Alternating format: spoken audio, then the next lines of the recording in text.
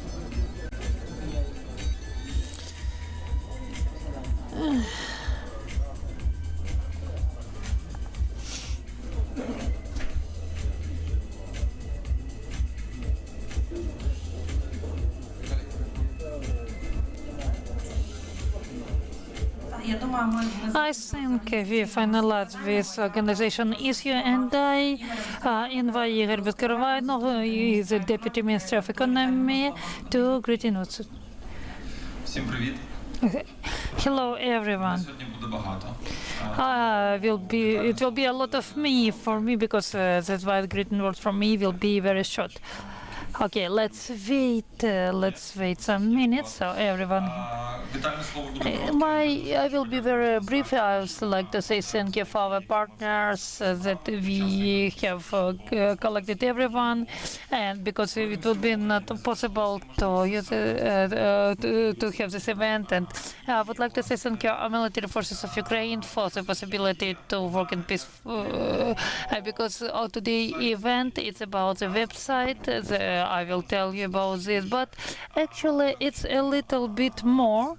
It's more than the presentation. This is site after undermining activity of Ukraine. I would like to tell a little bit about the future where we'll be move on. We have two questions, very complicated questions that we will start talking about. We must start about this. It's the standard of undermining activity, which are very, very, very good. It's sometimes even better than international ones, and in our case, it's not always good for us. And the second question is a general anti-mining system, how we move on and how we will act in the future, because we have a lot of work to do, and we should be efficient in this work. And I will stop with my first part, and I will give floor to the representative of member and then embassies and the Western Front of Europe. We will say thank everyone, and thank Ms. Simona. I will give the floor to you. And thank you for having me and for organizing this event. It's really a pleasure for me to be here and to also present the first results of joint efforts where many of you have been involved in, which is the web portal, but I don't want to spill the beans immediately. I want to start by saying I think we are all aware that mine contamination in Ukraine is really a huge challenge, and it's a challenge not only for the current generation, but unfortunately for generations to come. And actually the level of contamination is so high that Ukraine as a country, and no country actually in the world, could cope to address this by its own. And this is why the engagement of everyone is really needed. I think it's not possible to overstate the importance of humanitarian demining. Without demining, people cannot return home to their houses, they cannot send their children to school, they cannot rebuild a school, they cannot start a business, agricultural farming. In short, they cannot start or rebuild their future and their communities. So you can really not overstate the importance of demining. And because the scale is so big and because it's so important, it really requires a long-term engagement and a commitment by a lot of us, by all the stakeholders required. Switzerland has announced 100 million Swiss francs and has allocated 100 million Swiss francs for humanitarian demining in Ukraine last year for an initial period of 4 years. And this money has been used for a variety of activities, including, of course, support for mine clearance activities, machinery, equipment, mine risk awareness and education. Also very important, research, policy, strategic support, which is provided by the Geneva International Center on Humanitarian Demining. And of course, we all look forward also to host the next International Mine Action Conference for Ukraine in Lausanne in October this year. With all these engagements, and in addition to those, we have always, as Switzerland, believed in the potential of digital transformation. And we also believe there is potential for that in the demining and humanitarian demining sector. And which is why we have a partner with our long-standing program, the Swiss Ukraine program EGAP, to support humanitarian demining through digital transformation. And in fact, EGAP has worked with the state emergency services on developing a demining app which warns citizens of Ukraine on mine hazards. And it has also worked now with the Ministry of Economy on developing a web portal, Demine.gov.ua, which will be launched today. And it's a real pleasure to be here today when this web portal is being launched. It's a one place where all the relevant information on humanitarian demining can be kept. It's about certifications and accreditation of demining operators. It's about financial information. It's about events, news. In short, one place where everything can be found on humanitarian demining in Ukraine. So I just want to close by thanking and congratulating the Ministry of Economy for its leadership on moving forward with this initiative. And of course, I also want to thank our long-standing partner, East Europe Foundation, for the support and for continuing to contributing results on digital transformation in Ukraine. Дякую. Thank you. Дякую. Пане Вікторе, прошу вас. Mr. Victor, I invite you. I invite everyone from the Foundation of Western Europe, and I would like to mention that my colleagues have shared their information. They told that 1 day of military action means 1 month of demining work and humanitarian demining to clear the territories.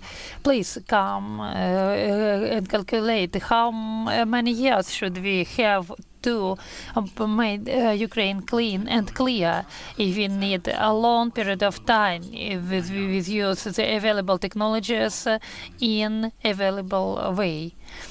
For us, it will mean for Ukraine we can move a marathon but very quick in sprint speed. Why sprint? Because every day we lose people. It's death.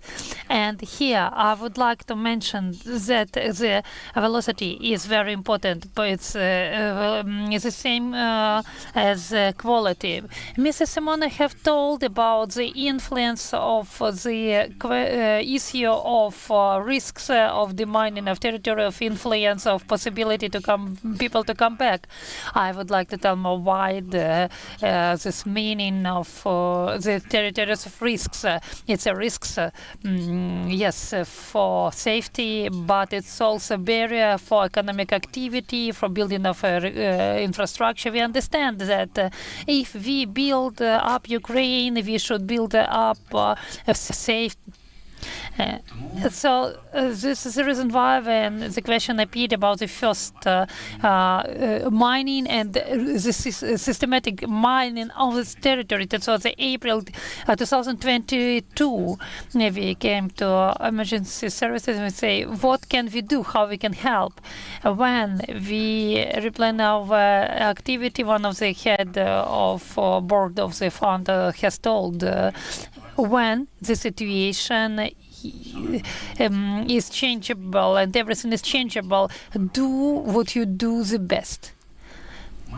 We have been doing. We were able to do some electronic platforms, big information, educational program materials, and we understood we should act now.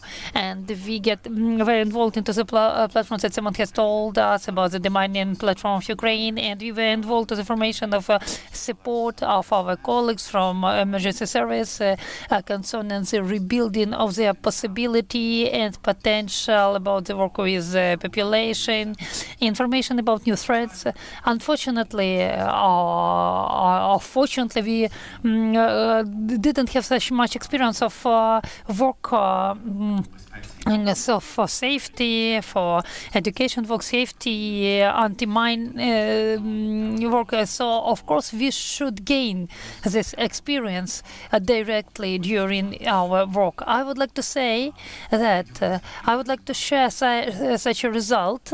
The company of anti-mining activities, and the name of this activity is we have launched with the emergency service in partnership with the company, with MK team, and we made additional big course for platform of Очистити Action Act, and on the platform зрозуміло. We had 3 golden medal on Digital Impact Award previous year. It means that Ukraine can surprise the world in a standard and efficient decision, even if at the condition of the most difficult situation. That is why I want us to create the platform where Ukrainians, such organizations which will be involved in the work of anti-mining activities, our international partners, the international NGOs who support these activities, who engage in field work with possibility, 100 cooperation in digital way with the state, with different organizations which work in these activities. It's very important. That is why this one framework with Ukrainian Program EGAP, we will continue working and support this important work. Remember, it's very hard to continue marathon when you are alone and on a high speed, but we appreciate the effort of our partners and such organizations which work with us in this important sphere. I would like Ukraine be free of mines in close time, and I would like us to bring back normal lives and normal territories, and let's do it together. Honor to Ukraine. Thank you, Mr. Victor. Igor, the floor is yours again to the presentation of information platform Demine Ukraine. I told you that it will be, I will talk a lot. Sorry, I will use my notes. Why we need this? And you will understand it, and you will understand. The video will be a little bit later. Now we have video now. Let's stop it for a while. Let's stop it for a while at the beginning and let it be just like a picture. Okay, let's start. Why we are here now and how this website is good. It's very nice. You should have this, and information portal. You should have it. But how now is that we didn't have it. 1 year and a half, I was involved in this enigmatic world of Demine activity, and then I back of this world. I understand that we don't have this single space where we can read all information about Demine activity. It's a big, a lot of information, but on emergency service website, a big piece of information is very useful, and you can do it's a big part of information, and it's in somewhere. And for you to understand it, you should hire a resource team and wait until they will write the report. It will be very difficult, and we think we should have one portal, one resource where we can collect everything.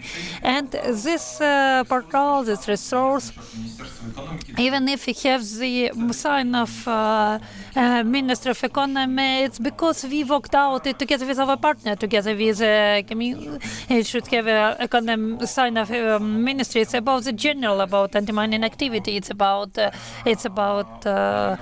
navigation in this system. Main target and the main task was to collect in one place all of the information that anyone can need who have some touch with the anti-mining activities. It can be farmer or operator company or international company or someone who suffered with contact with explosive materials. We should collect everything in single place and united, make it clear, function and important and actual information makes this information valuable, and if its information is not actual, no one needs it, so that information can be harmful. That is the reason one for the future. In the activity of this portal, this efficient work of this portal will depend on our work. Everyone who works with anti-mining activity should work this place better, because I would like to tell once again, it's not the resource in the name of economy. It's a resource of Ukraine, where we will have the access to the most fresh and actual information. And now we can launch video, and I will watch it, my notes, because there are a lot of blogs, and I cannot remember everything that was all of Ukrainian internet. It's in single. The first blog is the first thing. It's a program. It's a blog of news, where we collect the most actual news. We start our company, compensation problem, reimbursement. Unfortunately, farmers not apply for this. We have money, but we should give us farmers. And if you know the farmer who needs demining, tell him that he money are available. He must come and take them. Then after news, we come to blog event. I hope I'm not hurrying news about Japan. It's very nice news. And year 2025, our Japan partners will accept in Tokyo, but we didn't have but our partners compete where they will receive the next conference. It's not that Ukraine is a reliable partner that you can build up the plan for the future with. Next block events, it will be very informative. We will announce the events, and you can add calendar, apply for. You shouldn't look for some Google form, some link on Insta. We will try to highlight all of the reports and events, and will be in the chapter news for us to have the single navigation. The next block for navigator, it's now it's one of the most important, because how to become the operator of anti-mining activity, we fed up with this. It's endless questions, endless points we should understand that we are spread on different resources and decks. Now everything information is collected in single point. If we mention something wrong, colleagues from Ministry of Defense, please correct us, because this information must be reliable here and truthful information. Then. And it's one of the accurate point. It's how you can book the operator of anti-mining activity. And this question is constantly raised up, and the answer will be here. The last news will be here. And what can we say from this renovation about the provision of the operator has come on the previous week. And now we talk with the parliamentaries how to make the operators which have status international and have affiliates from international organization could have the same possibility as Ukrainian ones, not to have any restriction. It must be on equal terms. About farmers, I hope we will come here. This is about market, and again, quantity of questions and quantity of moments that the farmer must understand and how to apply, how the operator of anti-mining activity, how you can cooperate, what kind of documents he can receive, what can be the result. Everything must be the same place. You shouldn't look it for in Google. You come to the website and watch it. I don't know. You have some notes you can apply for, and let's send for the resource, and it will let to start to apply for the compensation. And the next block is very important, but we will talk about farmers later. One question: who can provide demanding for me as a operator of anti-mining activities in this list? The contact that we have, the status that will be clear, and if they are available in Ministry for Defense, which is responsible for the list of such operators. And this operator has a right to provide one on another activity. That is why we will synchronize concerning this issue. And let's go to the block. We are on farmers, support of the farmers. This is a very important program. This is a very important program. That is why we pay a lot of attention to this program. It's possible we can move forward to some 30 seconds, and because we should come to the block of the victims of this. If, frankly speaking, I don't know where can we find about the rights of victims from explosives. I think it must be on the website on the social policy, but I didn't see this information here. You will have this information, and this information will be clear, and the navigation will be clear how to move on, because the quantity of people with sorts of influence of force is very big, and it's separate out of the separate blocks of the victims from the explosives. It's very complicated when we have thousands and thousands military civilians who suffered trauma, and in case of missiles attack, we have plenty of needs, but we are not able to talk about of everyone. We can talk about them who suffered from the explosives, and their rights will be here.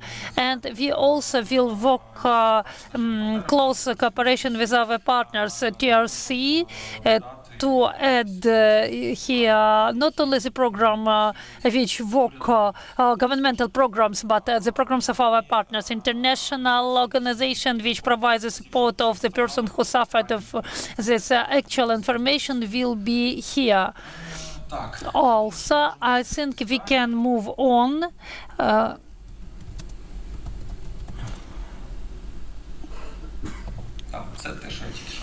It seems that I told you recently about states and non-governmental activities which provide help. Everything will be here. The references will be actual, and one of the important blocks is about our partners. Секторальні робочі Sexual work group, we have approximately 40 partners. It's states, the international organization, big charity funds, and everything is happening. зараз підберемо правильно. I will select the correct word. It's voluntary. We asked, I would say,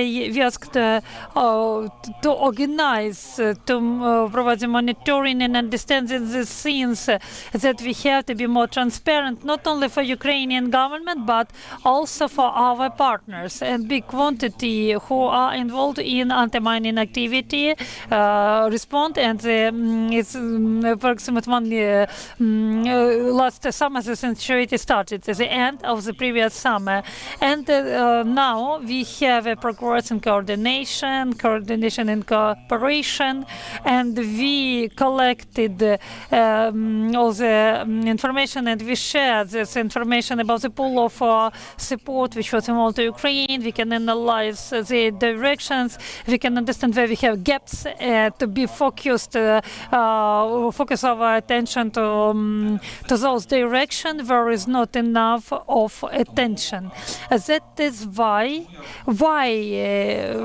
I have told that it's the most important chapter, because anti-mining activity stands for international partners support. Biggest effort, and the work is made by governmental structures, international and Ukrainian operator of anti-mining activity. But if we are talking about the majority of operator of anti-mining activities, this activity is supported by international partners. If we are talking about such results which are showed by national emergency services of other governmental structures, it means the complexion, equipment, safety devices, it's support of international partners. That is why this block is very important for us. It's a big, great importance, because anything we do, it's stand for depends on support, because as Victor has told, it's very complicated to be alone in a marathon. I hope we all together will cope with this marathon with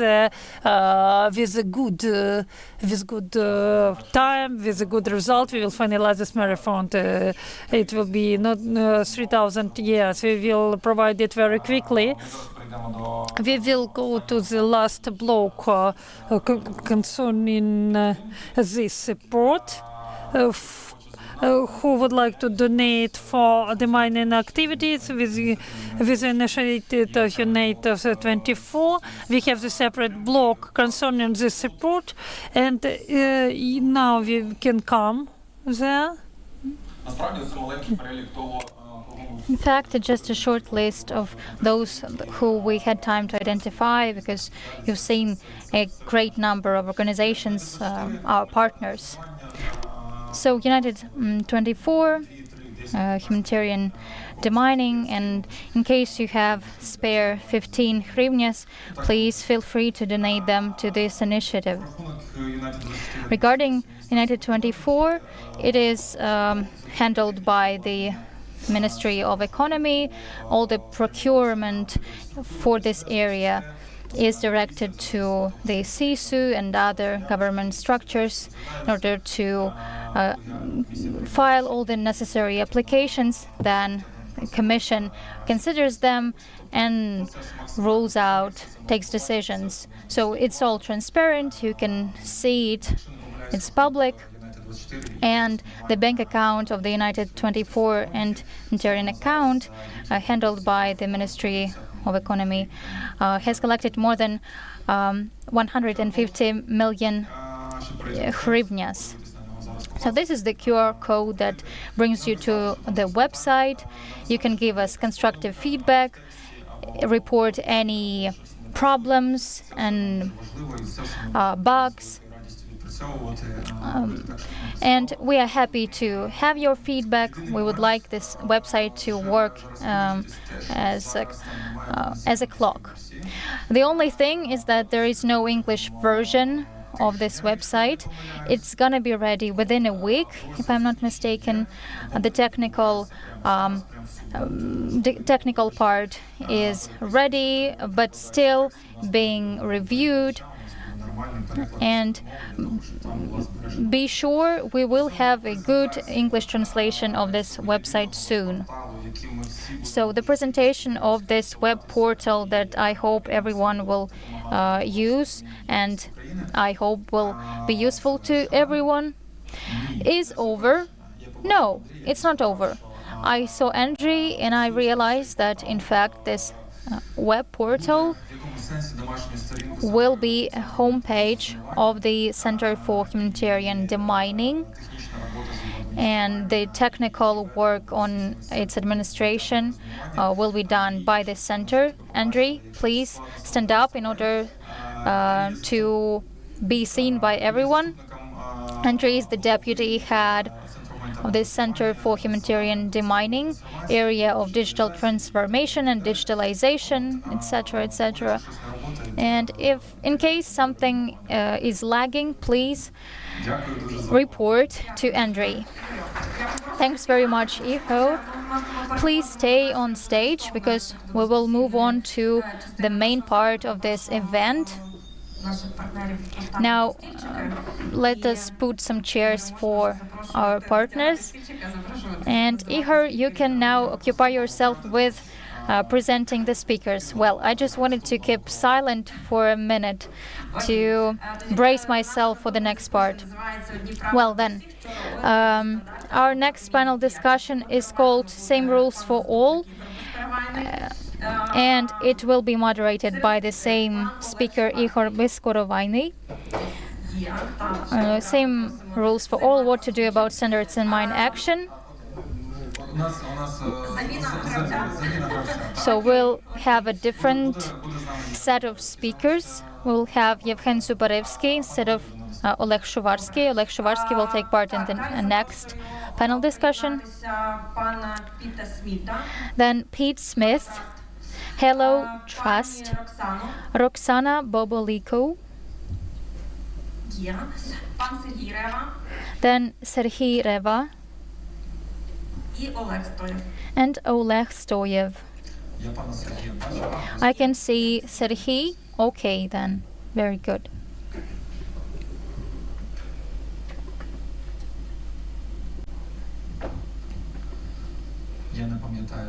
I don't remember the topic. So we're talking about standards. Okay, so we're talking about standards in mine action in Ukraine.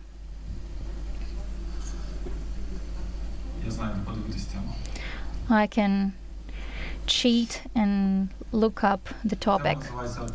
So same rules for all, what to do about standards in mine action. This is what is written on our badges. And I hope that I will talk less now and just ask questions and direct our discussion. But I would like to make it in a bit different format, just to make it a friendly conversation of fellow travelers, because everyone has been into this topic for quite a while. We are all conscious about challenges, and let's just talk as if we were sitting in a kitchen, taking coffee, having coffee, and in order to make this topic clearer for the general public. So something that is concerning for just average Ukrainian who has lived in a contaminated area is as follows.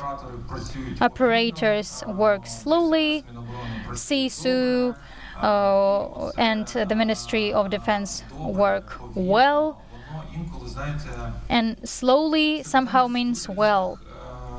But at the same time, these are two different categories. We are used to thinking that rapidly is well. And at the same time, we cannot say that slowly is bad. So how can we strike the balance and understand where the truth lies? What is good, what is bad? in this area. And while trying to understand why an average Ukrainian living in a contaminated area has such an opinion, we realize that the main answer can be that different structures work in a different way.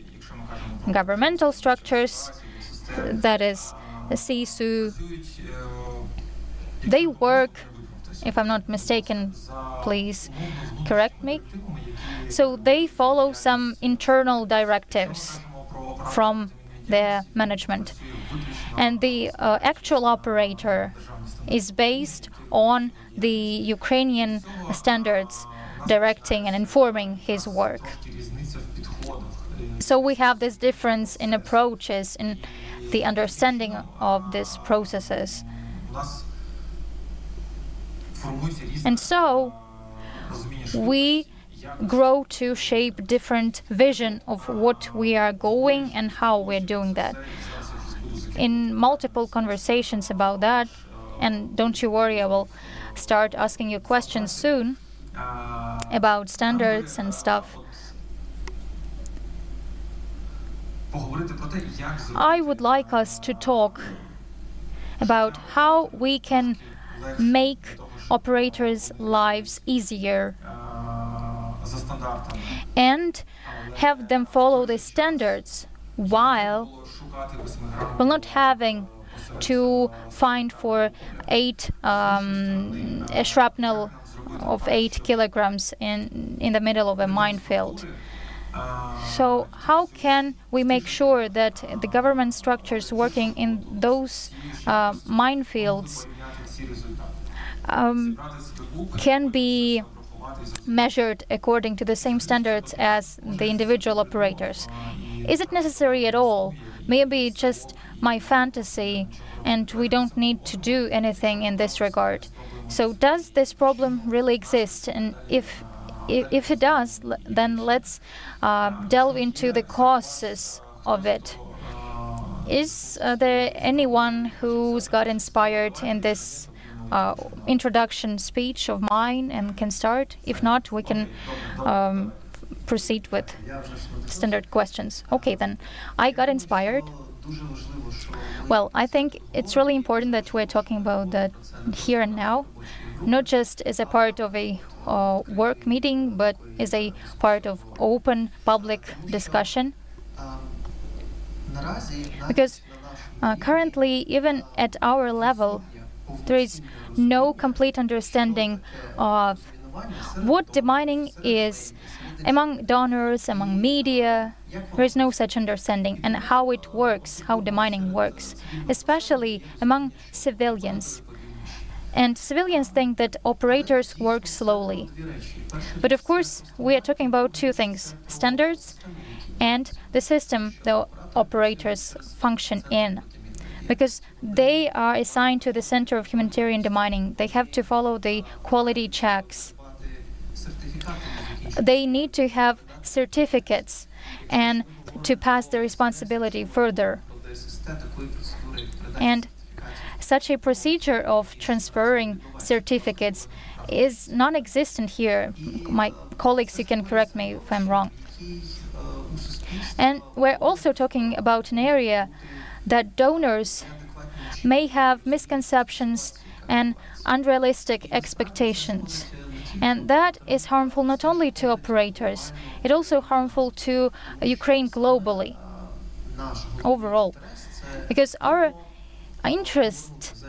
we're interested in bringing this field back up and running, as we say, so that we can make it useful again. And among donors, which is really dangerous, sometimes there is an assumption that Ukraine has really high standards. Ukraine wants operators to clear the land, and so that those fields become even better before the full-scale invasion. so that you have just 100% crystal clear land. And such an assumption about Ukrainian operators is really harmful. Donors, please be very picky about what you are allocating money for, how, when, to whom, because this event is important to bring donors' attention to that. In Ukraine, there is no level at which this issue is raised seriously. That sort of donors are thinking that we are going to sieve Ukrainian soil and make it crystal clear. And operators want to work effectively, but the structures are unmanned and under-equipped. So the issue is, what is government doing to make that happen?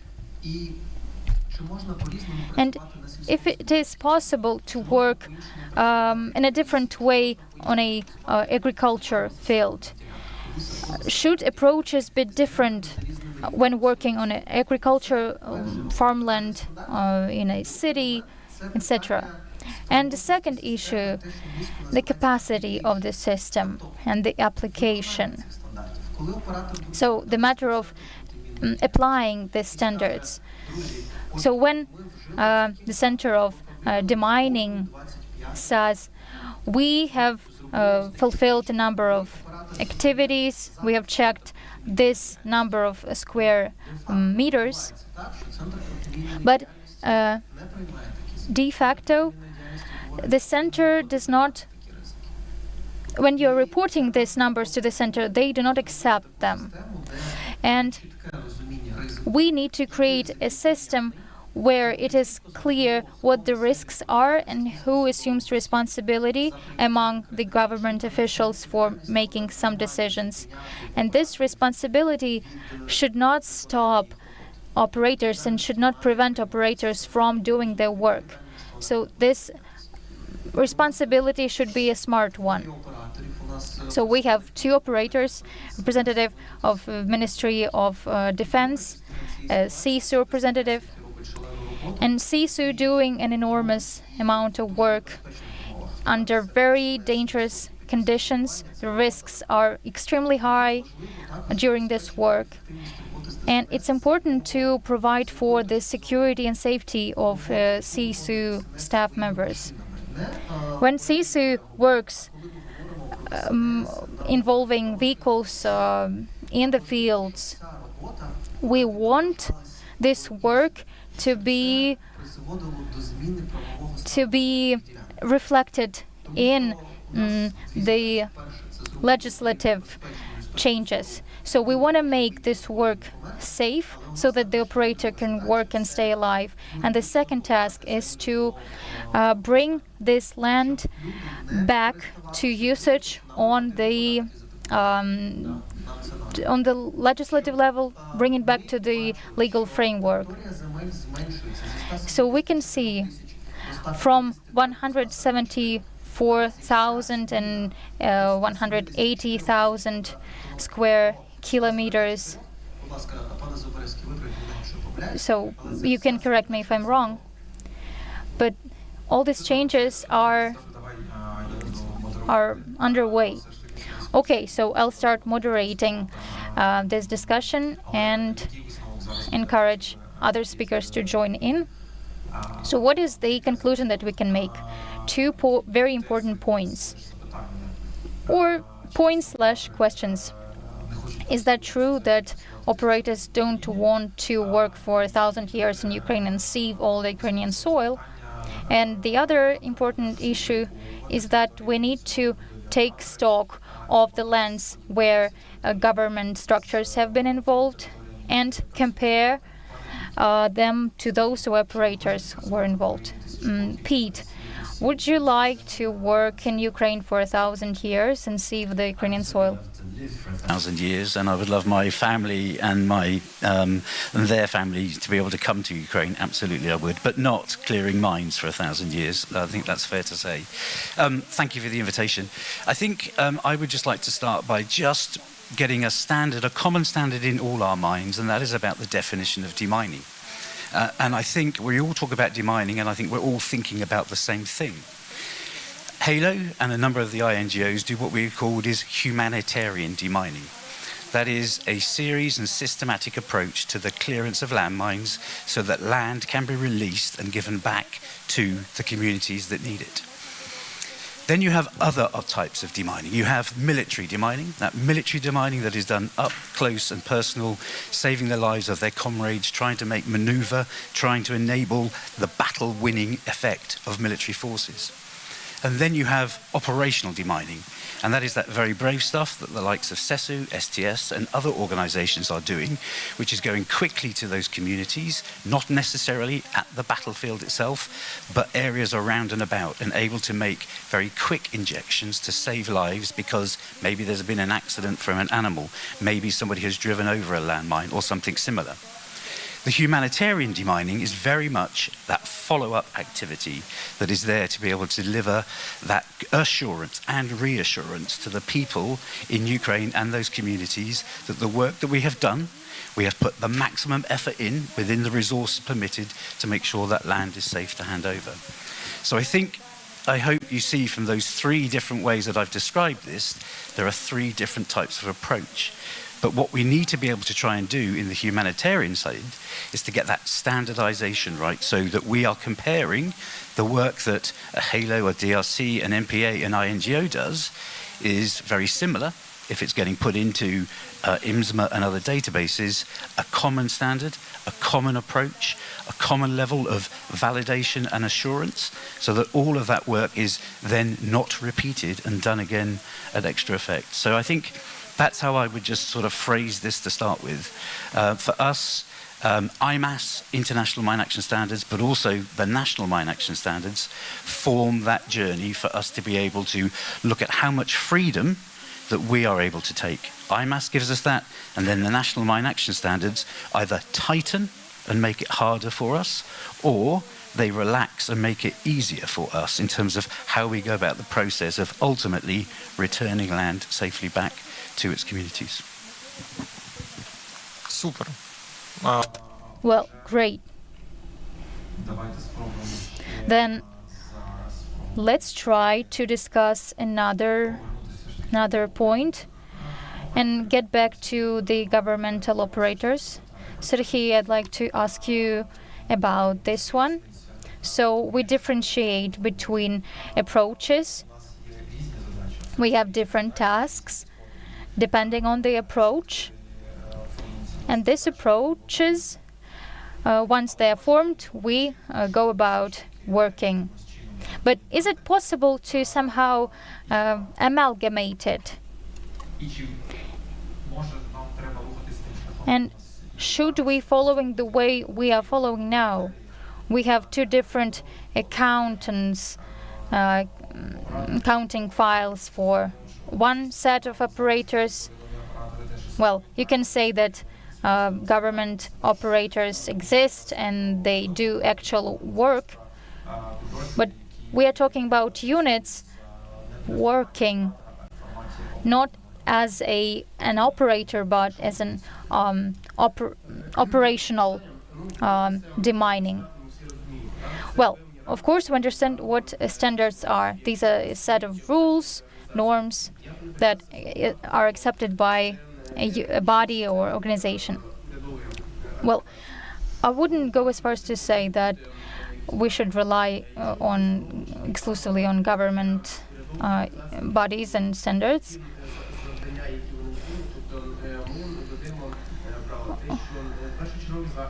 In the first place, the clearance of territories, which is done by government bodies, they are based on some rules which are defined for some processes, just specifically for this kind of activities.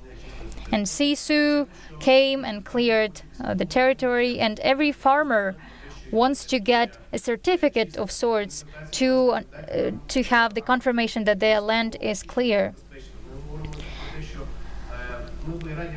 And what they hear in answer is that we would like to, we wish we could give you one, but there is no sample, there is no standard form that we could issue you.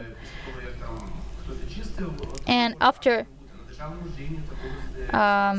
the land is cleared by governmental operators, they cannot provide you with any document. If it's activity involving just acute need clearance by a CSU operator, there has to be a final touch, final point in this work. It has to be regulated by something. And if we have that all the activities will be regulated by some set of standards. Once it is done, then we can say, okay, then this land is clear, we can further work in it. And there also has to be quality assurance system. When talking about NGOs and humanitarian demining, if it's humanitarian demining by governmental operators, we're abiding by national, international standards and SOPs. So we seem to be having that, everything regulated, everything top-notch, everything confirmed and in order. So this is the work which is done in enormous amounts.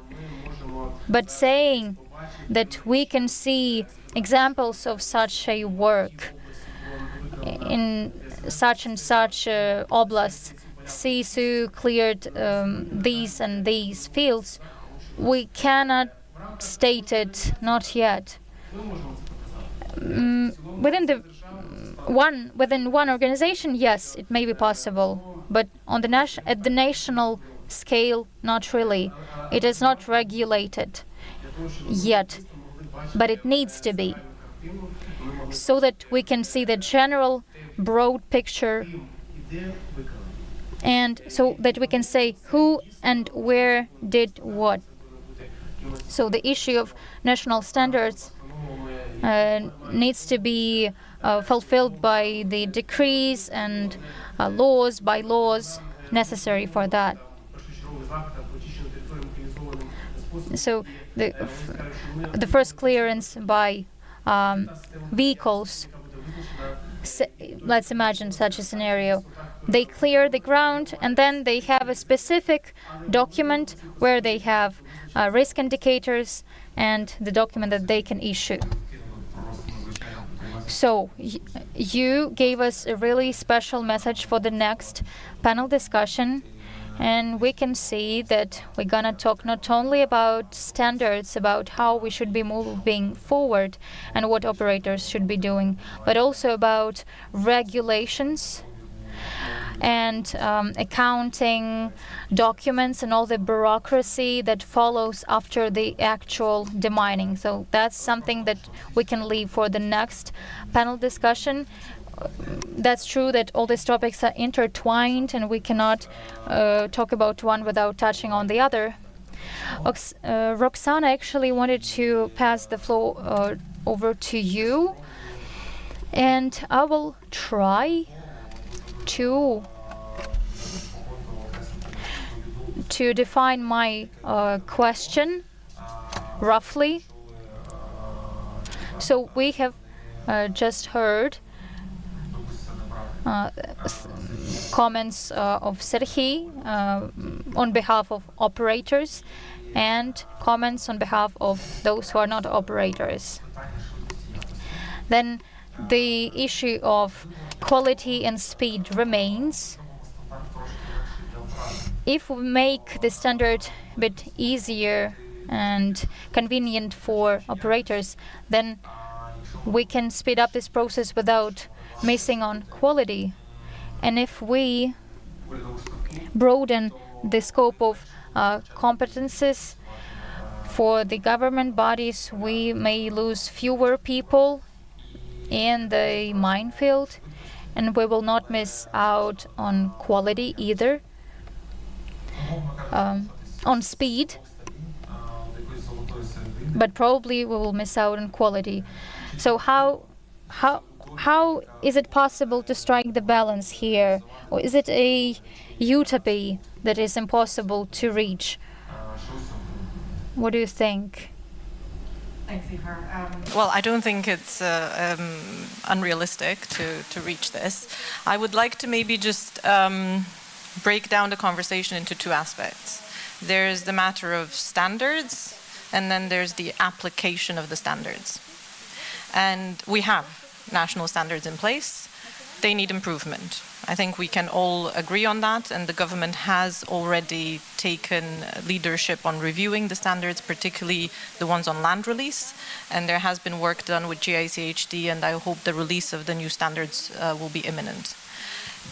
What we've learned internationally so far is that it's not just about making it easier, it's about making it fit for purpose to the type of threat that you're dealing with, maximizing the type of information that you have in the planning of your mine action operations, and having standards that are flexible enough to give you the possibility to use the most efficient method of clearance. So that is what we need from the standards. So we need these new standards to enable all mine action operators to do, for instance, cancellation in areas that were surveyed immediately after the end of hostilities in a particular location where we didn't have information at the time. Now people have returned, they've been using the land, there is information, we know there's no contamination there, we should be able to cancel. So I think these are like some very basic aspects of the land release standards that we would like to see, and I don't want to go into too much detail in terms of what has to be in it, because a lot of technical discussions have been taking place. But I think what's really important is that then all the operators adhere to these standards. Governmental, non-governmental, commercial, non-profit. It's really important that we all work to the same process. And I think that is it's not unrealistic because we already have some infrastructure in place to do that, we just need to apply it. So for instance, the fact that everyone has to be accredited. We now have some CESU units, some military units, SSD, ensure that everyone does work in line with these SOPs.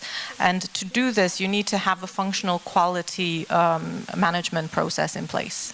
You need to have the accreditation bodies that are able to conduct not only the yearly inspections and not only the inspections on the land that has been cleared, when the task has been cleared, but we also need to have ad hoc inspections to make sure that the operators don't have time to prepare, to make sure that that's when you observe that the SOPs are actually applied in practice.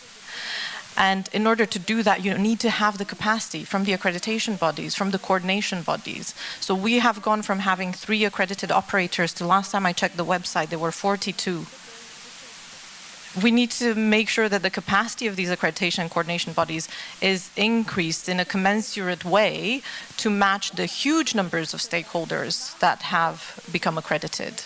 It's not a concern for a particular group, but like when you have such a huge scale up, NGO, commercial, government, non-government, it doesn't matter. We all have to work to the same level, and we need, the system in place to enforce that. So I think that is the most important thing to make sure that it works. So we have to get the standards right, and a lot of work has been done on that. But you can have the most beautiful, perfect standards. If they're not applied, if they're not enforced, it's not going to make a difference. So we need to make sure that the application matches the theory. Круто.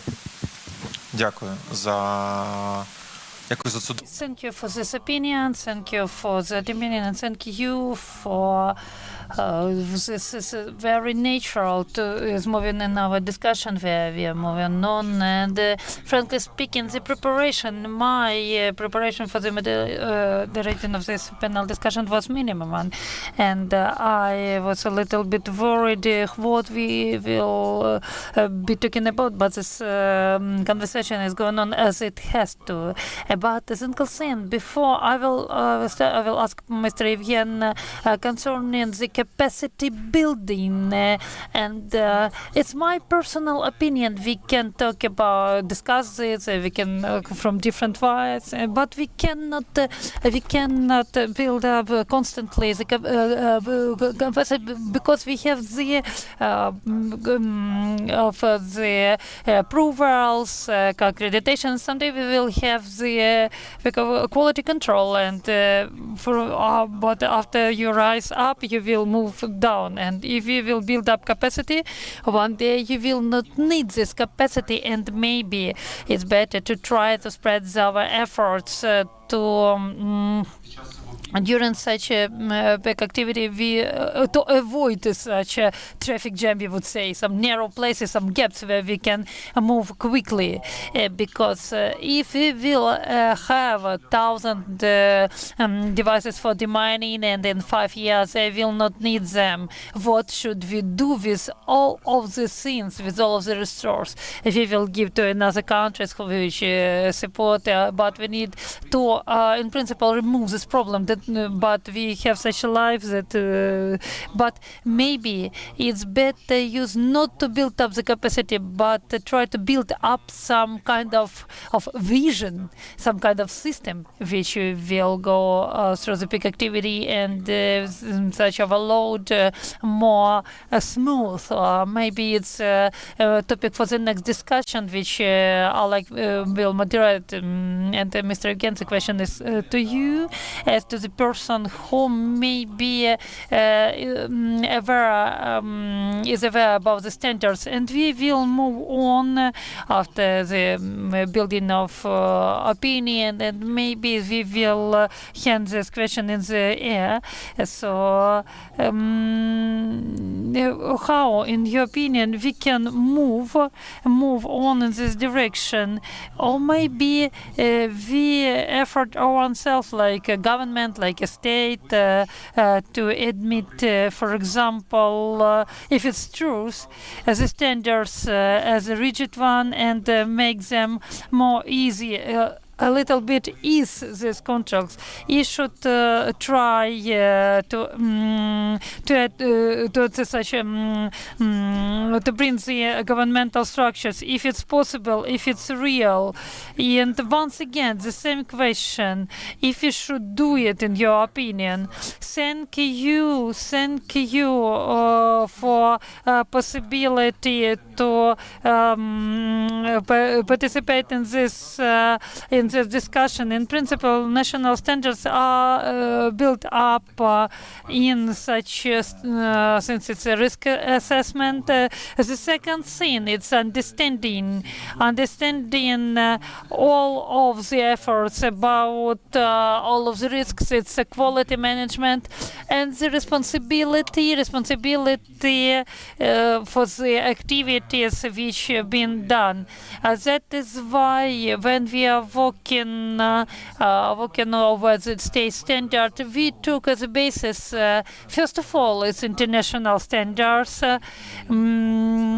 because a group of experts working over them to make such a direction where we can move on, and where we can what things we should work out for us as a state. And then for us, when we start to work, we assess what kind of potential risk can be met by operator out of mining activity when during operation, and what kind of efforts should be made to remove these risks, to improve the safety, and when you bring the responsibility for the beneficiary who will use the soil in the future, could avoid the risk. So we mean the balance between the simplification of the procedure, and we are talking about standard, and we would say to read the quality between it, it's very slight difference, but more over we work, and in some moments we understand what things could be simplified. We simplified the moment when the territory without the cancellation risk, the operator can leave packages which will not remind the explosive and don't contain any explosive activities, because we can see the rest of explosive are not so dangerous, and actually such rest have big size and easy to be defined, because we have the availability, we have the risks of cancellation. We shouldn't take any compromises, because mines have a risk for the population. They contain low quantity of metal. They can change deep where they are located, and so on. That is why we are trying to balance, because we understand this our problem, and we should liberate this territories as quickly as possible. If we used the principle on the initial NTO, which could be beyond the territories beyond the suspect, the assessment of territorial communities during the survey, and the question was raised up when we can see the products of safety and defense products. When the center mining activity plans the events, and we see who had been working from the defense and safety forces, and where the potential risks recognitions, and where the not estimation process was provided. And in principle, as Sergei has told, the standardization, the process of clearance by the way of some kind of normative documents to use this in the future to give the certificate and some other documents. Yes, it's possible. Yes, it's possible. Even it's necessary, because one of the way and standards is usual action, and we know that it's such we have this guaranteed result after some kind of unit was working there. So we have some parameters which could be evaluated concerning the rest risks. And of course, I will use the possibility to remind the operators that from the 1st of June the new standards come in force. So that's why plan your activities concerning the cancellation of these territories, concerning planning of national and technical surveillance using by norm of the standards. And I must add that the standard provides, we all know the certificates about transmission of the responsibility will be given after the clearance of the territory in the area of the question repeat. What should we do with the this territory? It's provided that the operator prepared this a guarantee letter, and this guarantee of letter will be approved by the Center of Anti-Mine Activity, and that's why we will be able to liberate the territories that don't need the clearance, but they are in the list of contaminated territories. And we like to see all of you in the group and working out of standard. We are glad to have our proposals, even such a person from an organization which are not the member of technical committee. So in principle, all. Thank you. Thank you very much. exactly as you're saying, cancellation, when that comes in as land release, will in and of itself be a big demonstrator for what we need to do. I think there are just two more things that I would like to add when it comes to standards. One of those is in mechanical clearance. The Halo Trust and other operators have been using crewed armoured vehicles, i.e. by that I mean a human being inside an armoured platform around the world, clearing landmines safely without a casualty. That's not going to happen this year, and it's probably not going to happen into next year, despite the advocacy that all of us have been doing in trying to change the laws and change the rules here in Ukraine to enable us to do that.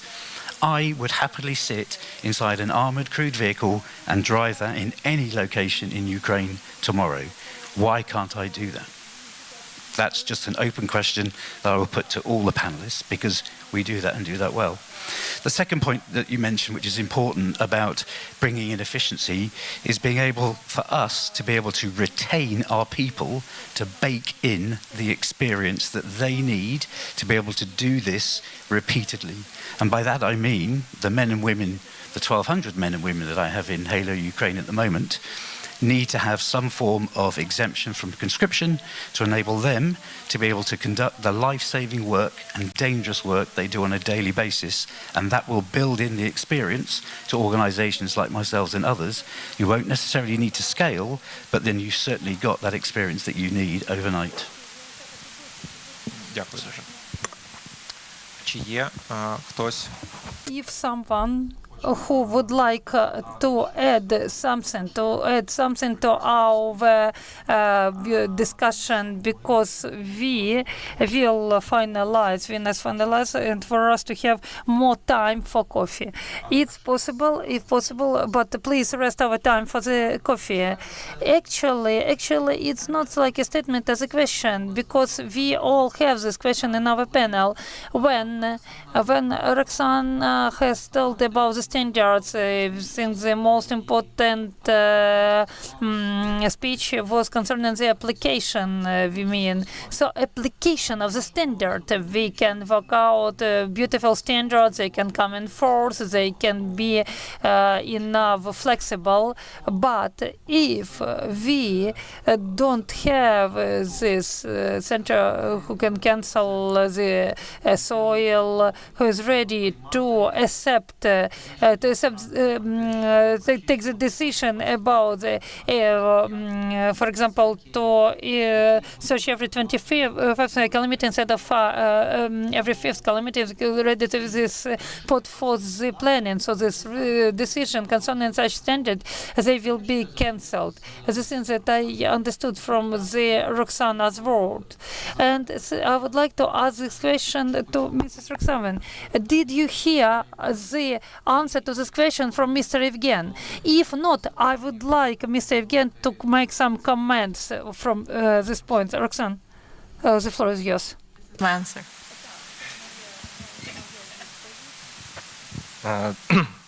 Так, The Center of Anti-Mining Activity is the main institution, main body which accept with work of anti-mining activity, accept correspondent information from safety and defense forces for planning, which will bring this information by planning when we, let's say, when we provide planning with operation of replanning or technical. We take this data from defense and forces, and in additional, we have some additional tool. We have satellite pictures, data from satellite pictures, and then task of anti-mining activity is for fulfilling this information, which will be for the operator, the accept of the operation by operator, how the operator will perform this task. We will name this as a technical task. And correspondingly, the task of anti-mining activity will check the data in technical activity and will agree if it's good such methodology for this, and it's corrected to achieve the quantity of deep of purification. The third thing, the Center of Anti-Mining Activity provides control and gaining of information. And now we unfortunately wanted to make it early, but in the near future, the process of supervision of operator activity, when groups of bodies of risk assessment will provide, we would say the visit of operation site of anti-mining activity to trace if the labor legislation is obeyed, the tender to obeyed during the task performance by operator, and then the planning of control of quality on basis of the control of the system of operation of quality, and correspondingly information of interested parties. It's direct and indirect beneficiary. It's a task. We have the task of anti-mining activity. For today, still we have enough resources to provide this action. If the task will grow, and we understand that we have more tasks, so correspondingly the state official person will take the decision concerning the facilitating of one of the direction. So now we don't have such situations that the Center of Anti-Mining Activity is straight very forward and can be torn. And as I have told, it's a new procedures. It's a new procedure concerning the cancellation of international. There are new ones, and now the Center understands how it's difficult to perform, and vice versa, how easy it is to perform, and also correspondent be correct. The work will be corrected. First of all, we have only 2 weeks has passed, and as far as I know, none of the operator applies the procedure concerning the cancellation of the territory. Again, let's make a little stop here. Unfortunately, I really thought to finalize our friendly discussion without conclusion, that everyone should think of the one not, but actually no, because the conclusion is we all need victory of the common sense, because if we can leave the standards and not lose the quality, we have to do it. If easy practice, world practice of a piloted vehicle exists, and there is no risk to lose life and health of this person, we should identify this narrow space in our legislation and remove it. And if it's not enough capacity, we should build up the capacity, but we should build up the capacity in such a way to be rational, to use the resource which is very restricted. And talking about resource, the resource always restricted, and we are restricted in time resource, and we should wait to use this resource as efficient as it possible. If we can make more qualitative and more quickly, or not finalize. Again, if we talk about such standard, about the first, it's a joke about 8 gram and the field is not operating. In principle, it was a joke. It was a joke because we don't have any documents about 8 gram. We took this from the second protocol about the convention, where it was mentioned if the mine contains less than 8 grams of metal, you need to glue metal plast to this mine. It was in some ESOP of operator and foreign standard. It was mentioned there if its availability of anti-infantry mines, you should remove wreckage of 8 grams. Super.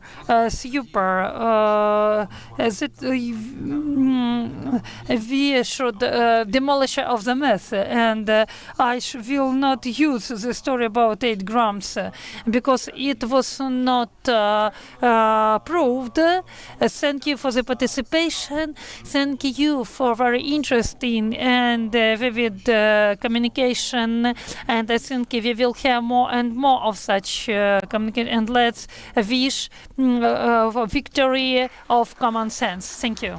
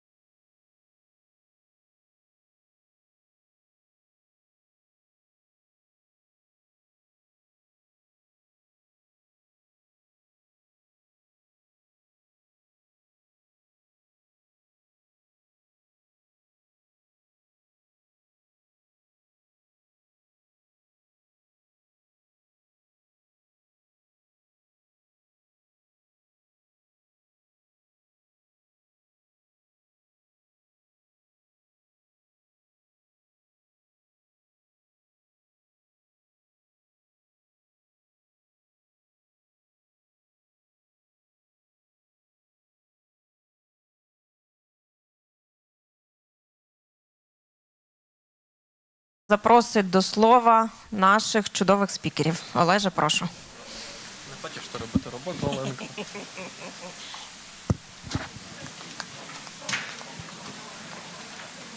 Окей, шановні колеги, Dear colleagues, let us take your seats.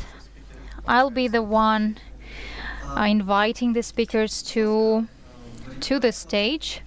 Please take your headphones to listen to the interpretation. For the second panel, that is gonna be dedicated to the topic Clearing Ukrainian Land, Joint Efforts in Mine Action. We're gonna do an overview of main priorities for 2024 that are still there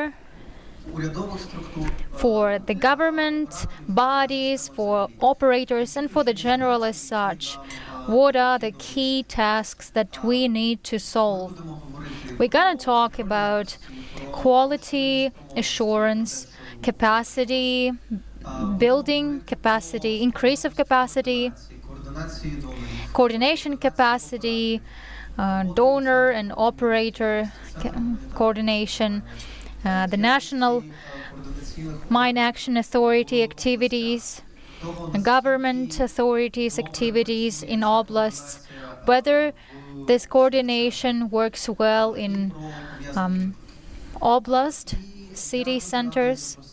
And I'm very glad to invite the speakers of our second panel discussion, Paul Heslop, who is representing UNDP Mine Action Program in Ukraine. So then Alexei Botnarenko, National Assembly, National Association for Demining, Natalia Mironenko, Quality Assurance, National Assembly of Sappers, Colonel Shuvarsky,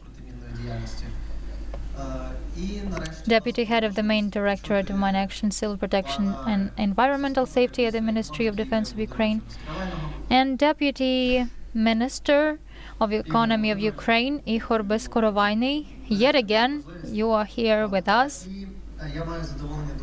And I have the pleasure to join this panel discussion as the moderator. And could you give us the second mic, please? нехай буде.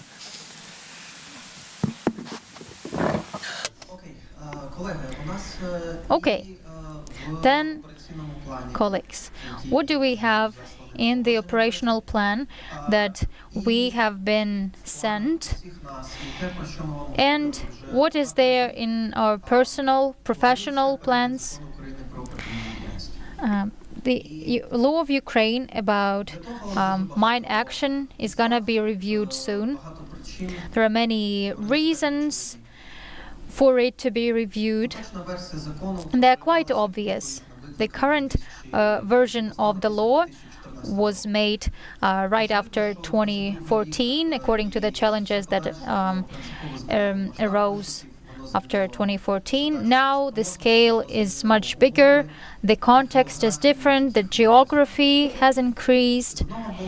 And on one hand, this is a great challenge for us as a system. And on the other hand, that's an opportunity to add all the necessary changes to the law that were so necessary, but there were some limitations and constraints that prevented us from adding them to the law. So I'd like to ask you the following questions. What are the chances that the law will be updated? What kind of changes can be added?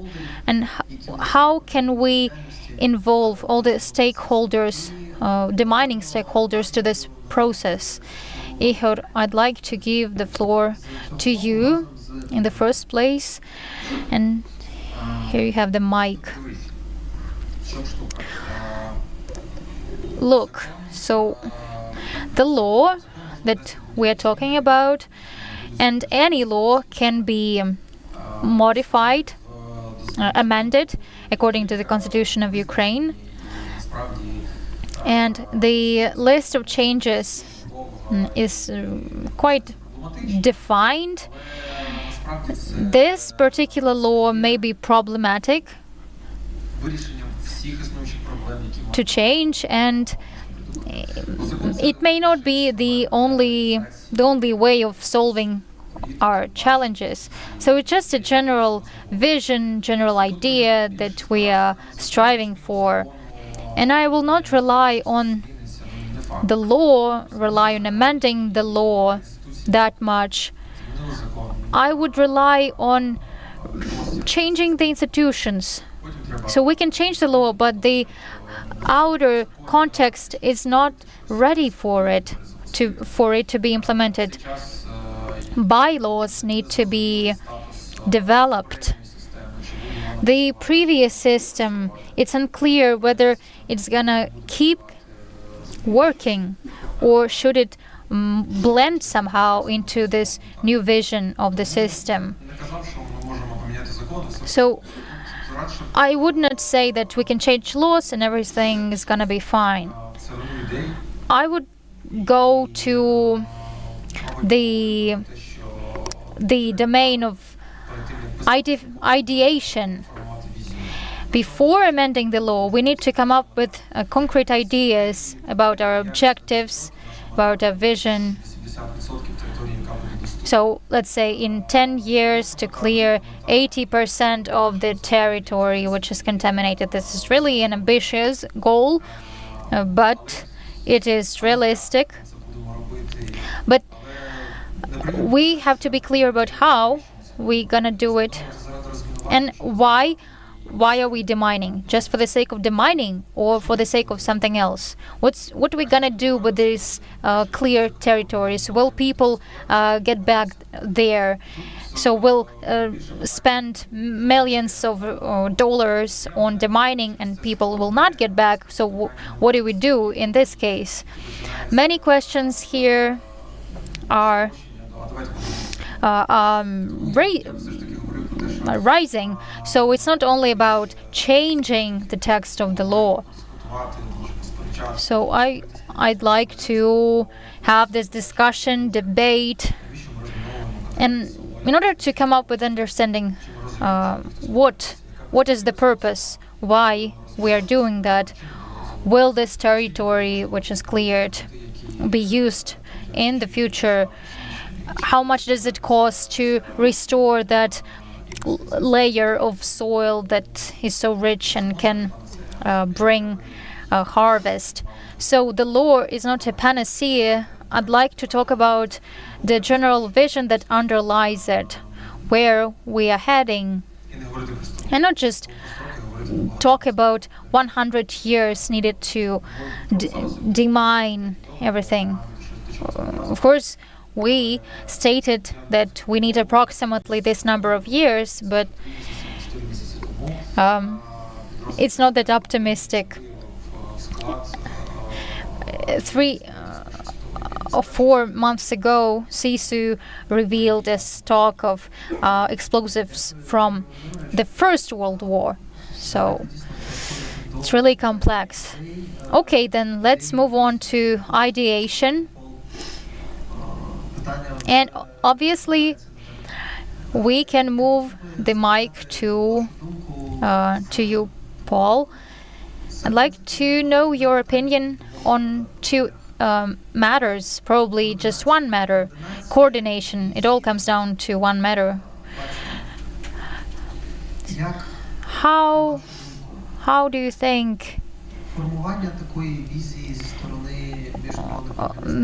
the international organizations can shape this vision of coordination in Ukraine, and how this can be done from the government's side?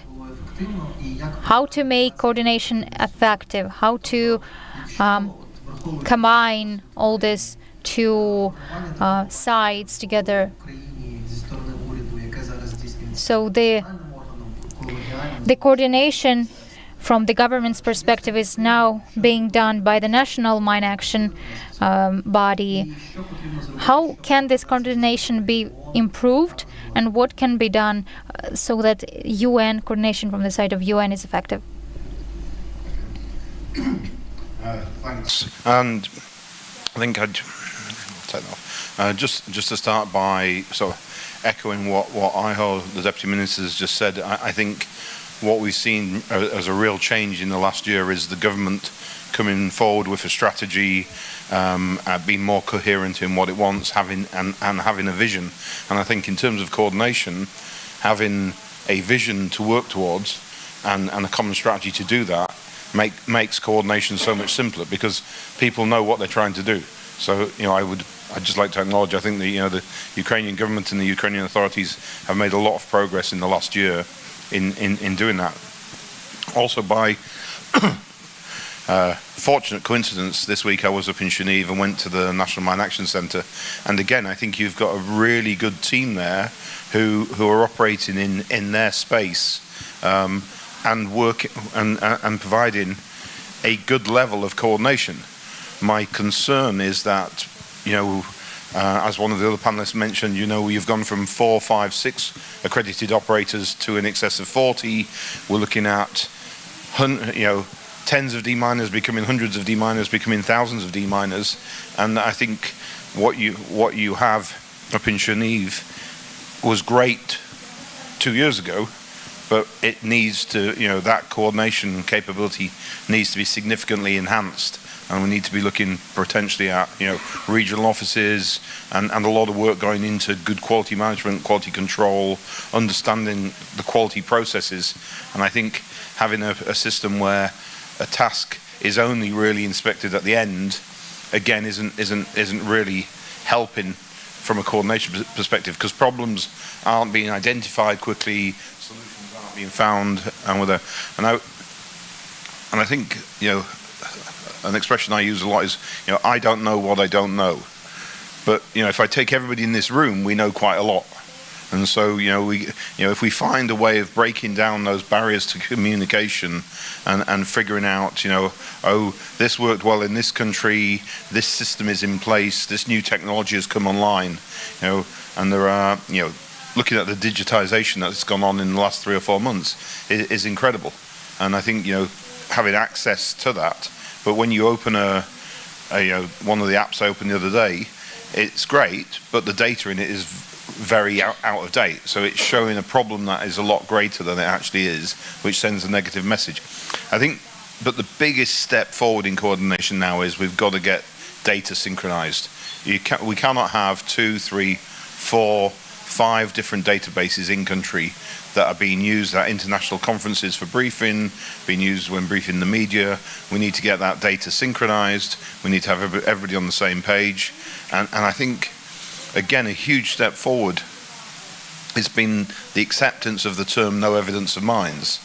But when you get briefed in Geneva, there is the amount of land that's been shown to have no evidence of mines. You have a different number to when you're briefed by CESU, who have come up with another methodology for no evidence of mines.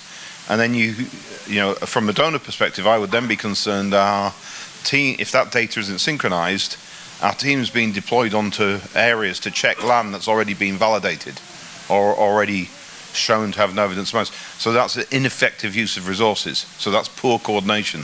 So I think until we get data properly aligned, and obviously I fully appreciate we're in a war situation, some of this information needs to be classified, there's layers of access, but the core data should be there. And then we should also be bringing in other data. So like one of the questions I asked in Geneva the other day is, so could you tell me how many schools are within 50 meters of a minefield? How many hospitals within 500 meters of a minefield? And they said, we could if we knew where the hospitals and the schools are. So, so can we look at getting other layers of data into these databases that will help better prioritization, better decision making, and better understanding? And then I think that would be the next point on coordination, is understanding that prioritization is a dynamic process. And if Ministry of Energy is providing resources, their priorities will be different to the Ministry of Economy, which will be different to the Ministry of Agriculture, which will be different to the Ministry of Health, which will be different to perhaps the humanitarians. So again, understanding where the resources are coming from and having a dynamic prioritization mechanism also allows effective coordination. So I think they're basically all the things. And then I absolutely agree with what Ayla said is this. We have to move from being output driven to outcome driven.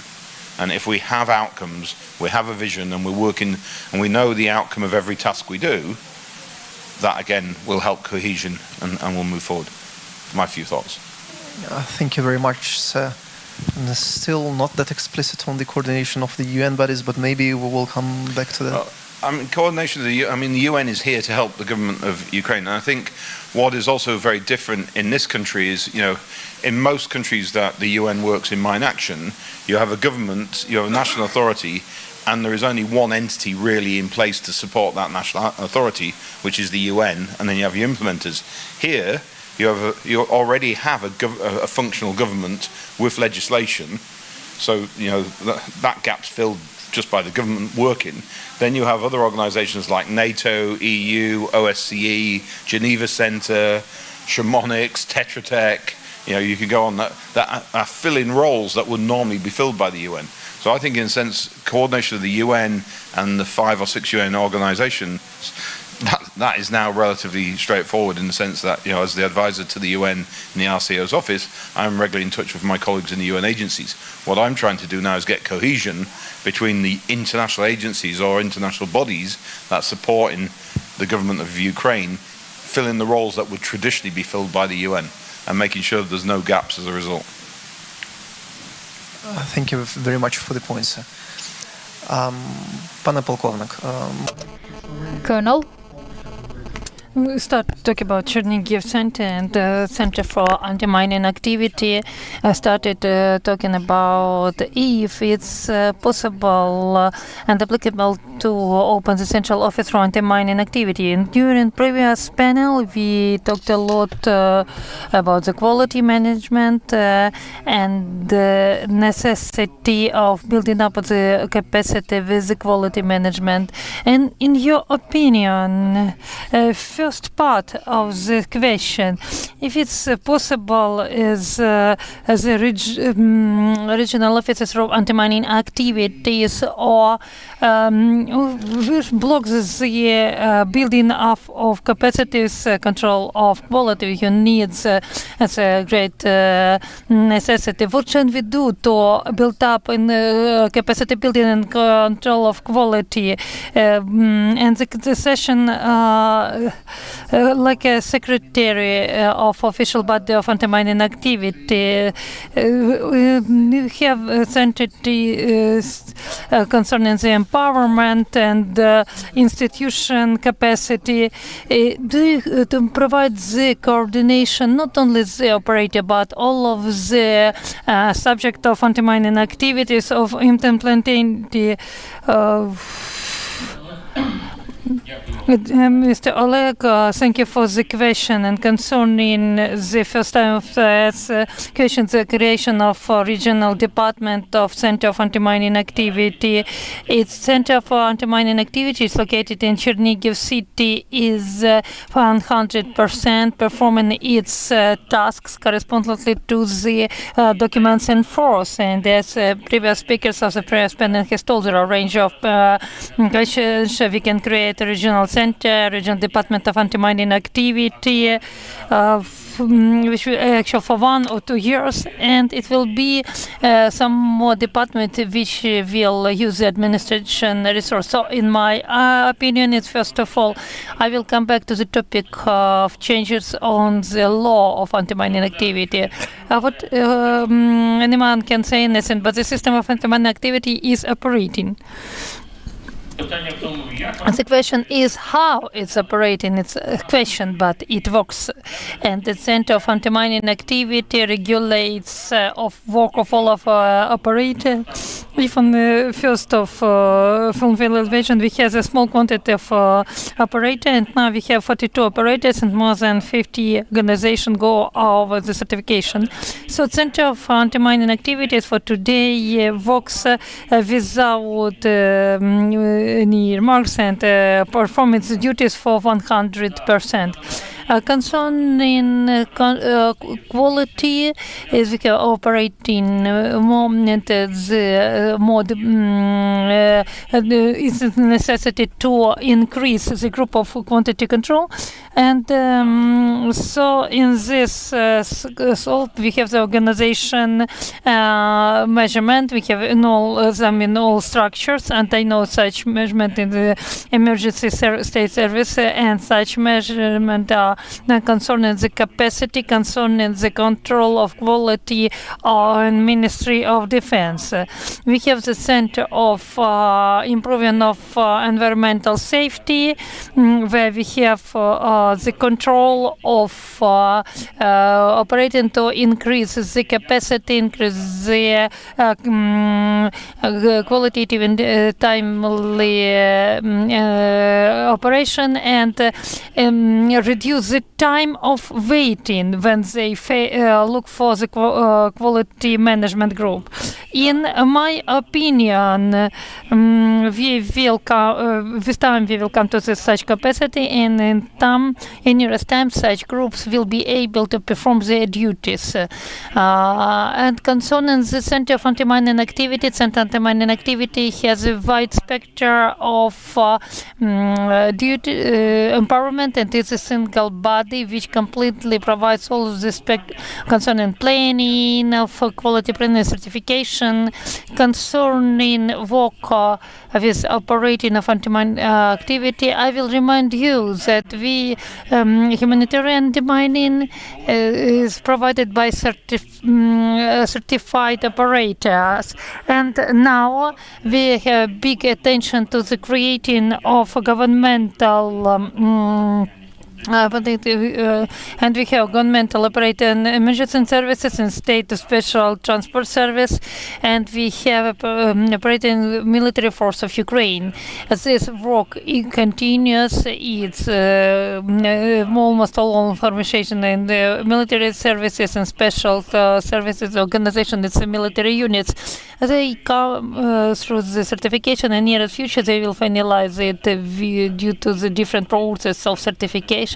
And they will perform all of the tasks as operator of anti-mining activities. So coming back to the topic of amendments, it's necessary to provide the measurement of the mining now, not wait until we will wait and build up the system. The whole system works and works not bad. And in parallel, we can take measurement to improve the system, maybe build up the new system, but not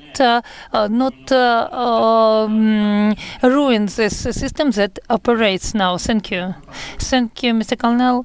And if possible, short comment concerning the quality control. You thought that the capacity will be the CPMD and on the basis of Center of Quality. If it's possible, some details. How rational is it concerning the quantity of the teams which will be which are planning to be created, and concerning the functionality of two authorities? Why shouldn't you focus one of the functions on one of the bodies? What should be done by involvement of two of them? I think it's increasing of capacity. I understand this. Thank you for the question, Mr. Lech. So see, groups of control of quality will made in different department to be impartial.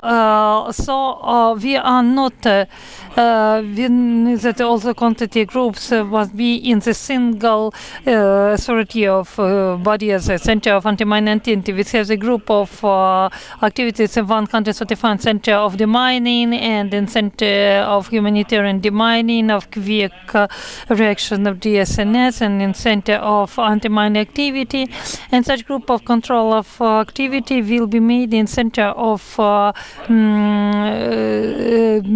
equality of department. First of all, we create such group not for just to wait them to make them, but to provide the common work, and as far and make this process the operator have a more brief term from the moment of demining to the moment that the group of quality control will come and provide external quality control of the demining. The center of quality has the great spectrum of task performance and a group of control of quality.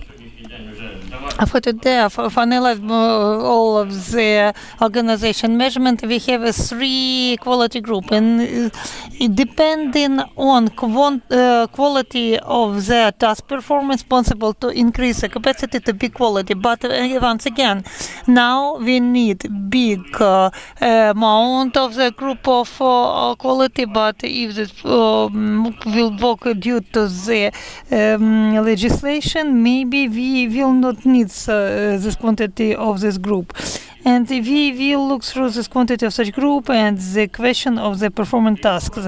Besides, the center of quality will perform plenty of other tasks, innovation in it's environmental control of the mining. This is 3 groups. Besides, they will provide the control of quality of the mining. They will provide the pilot project about the environmental project about the plots. Besides quantity of the mining, in case of necessity, it will be involved with some environmental control will be involved. They will give the independent assessment if such soils can be used in the future. They have a range of other measurement and the center of quality of anti-mining activity, but it's not the topic of our today discussion. Thank you, Mr. Colonel, for the structured response. And here I would like to readdress this question for to Mrs. Natalia. Mrs. Natalia, you are the manager from quality of quality in Association of Suppliers of Ukraine, and you unite the state as a representative of operator and the status of the person working in the field of the control of quality. If it's possible, tell these plans concerning the building of the capacities of Ukraine in control of quality. If you see the realistic ones, you see the needs of the quantity of such capacities in Ukraine.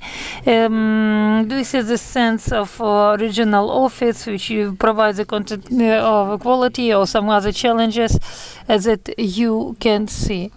And I would like to say that the cooperation we have and the framework that we have, it exists.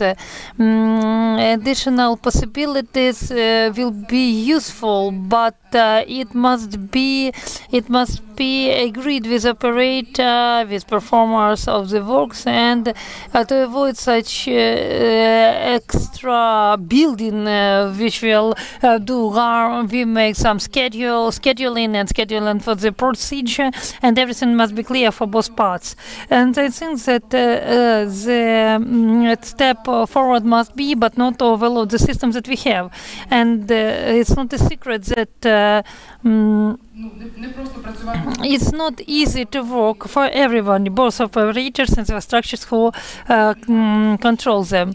In my turn, I would like to say that concerning the quality of the standards, standard qualities that we talked before, the speakers has told about this, and I would like to come how we perform it once to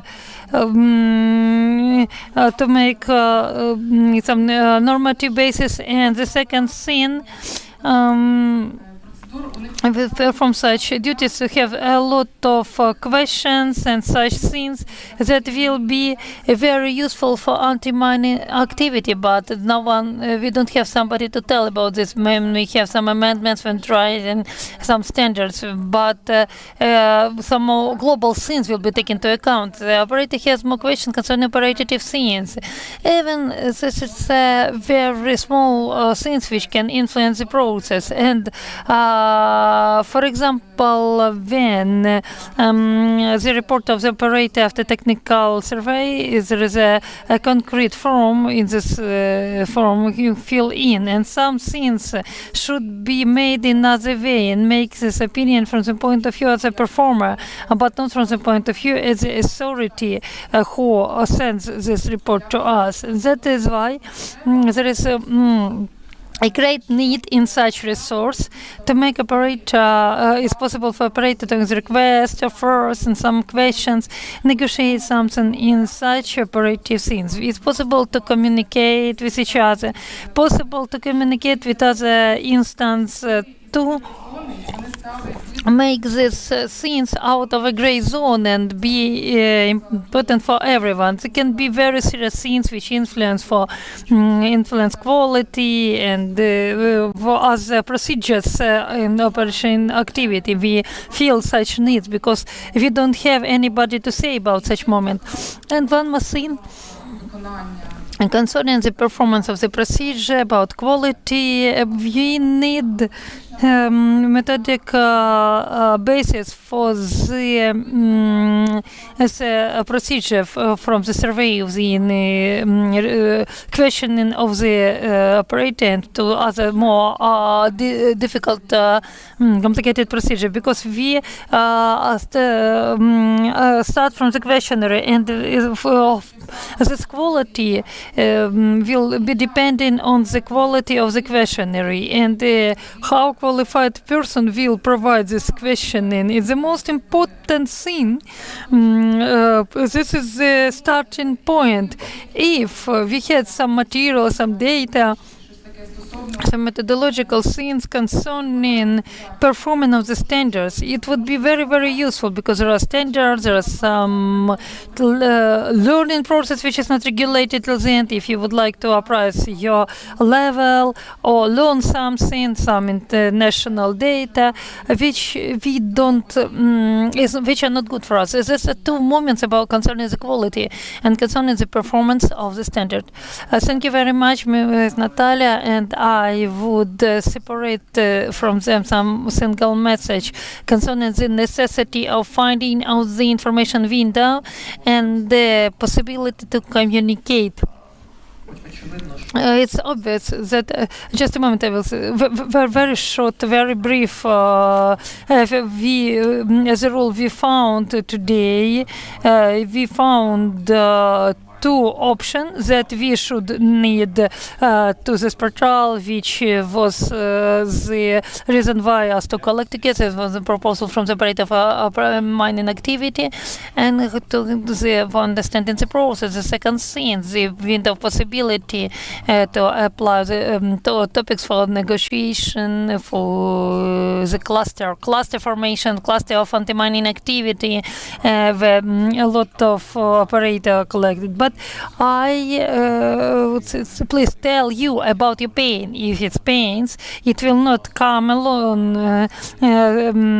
Tell about this during the cluster, send the Facebook message. If you will not tell about this, it will not disappear. Yes, and this is a moment that we ask the participant to the presentation sent back to the website, and it's not about the governmental communication to the operator. It's not about the governmental to the farmers only. It's about your communication, dear colleagues. Website is built up on the principle of mutual communication. If you have news you would like to spread, you have a new program, if you create, it will be possible on the website.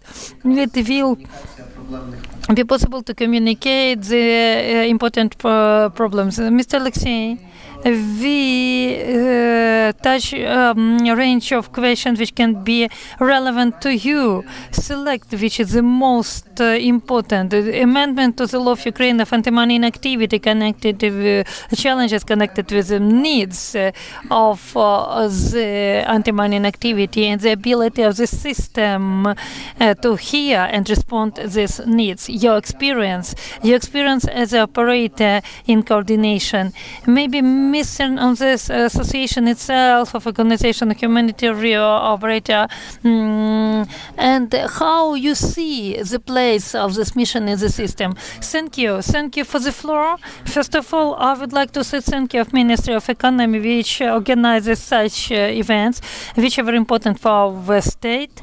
And from the operation component, I would like to rise of the law. I don't support Mrs. Natalia from the position that on the level of procedure we should give the methodological support. Of course, we need it, but the fish spoils itself from the head. If we cannot say does the system work or doesn't, any process is systematic and it can be destructive and constructive. And now I will make some figures and you will make a conclusion. Due to the, we have 82 central authorities, and the cabinet minister contains 19 national bodies which coordinate another authorities. Due to the provision concerning the central bodies, 13 of such bodies provide the realization of state policy in anti-mining activities. In effect, the sense is this. And now, on legislature level, it must be none of the central authorities of which would regulate the policy in the branch. It will bring the destructive in some amendments. If we will talk about the law of Ukraine of anti-mining activity, let's be objective. It was adopted in 2018 at another vision and another condition. Do we need to optimize it? Yes, I support Mr. Igor. There are a lot of problematic questions on some level, but they don't have legislative reflection. If you build the system must be clear for everyone. And it must be like a clock from Switzerland. It can be very reliable. If we need some periodic amendments, there is no ideal process, and we must take it into account. And if fundament of the system is made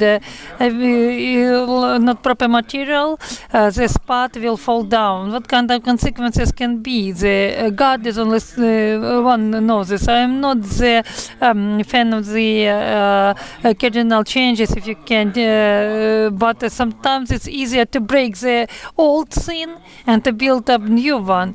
Maybe now it's this case that we can do it like this. Concerning the state authorities, I support Mr. Kalanov due to Article 19 Constitution. The authorities of state authority has no right to take one or another part. They work on the basis which regulates one or another process. The authorities of state power are restricted to some action concerning initiation of some changes, operating of some changes of legislation. So, first of all, what thing should be made into the normative basis? It's central authorities which will formulate this policy. The law has a range of the structures, empowerment which got duplicated.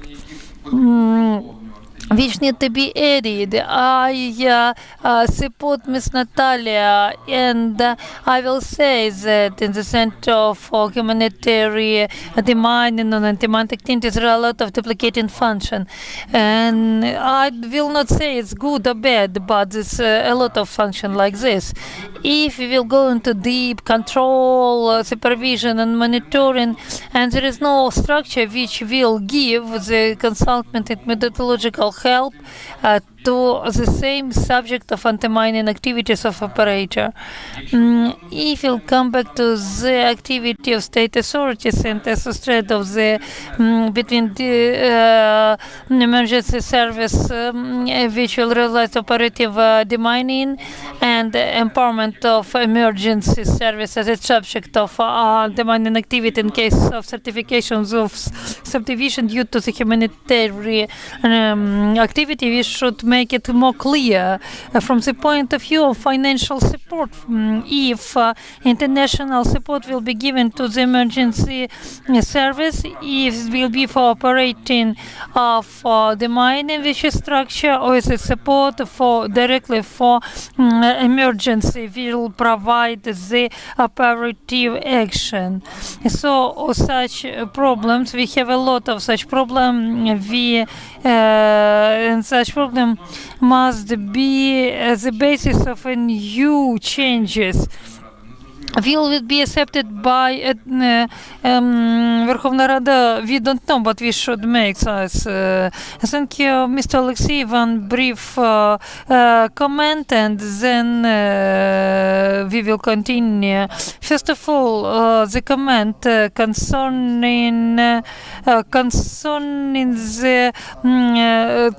help. It will be one of the tasks which will come before the sectoral group. Concerning the coordinators of United Nations and Ukraine and the ambassador of Japan, and the definition of national use between all of the authorities and the prioritization of the request, and bringing them to the donor and traceability, how this aid is used for the task of the sectoral work.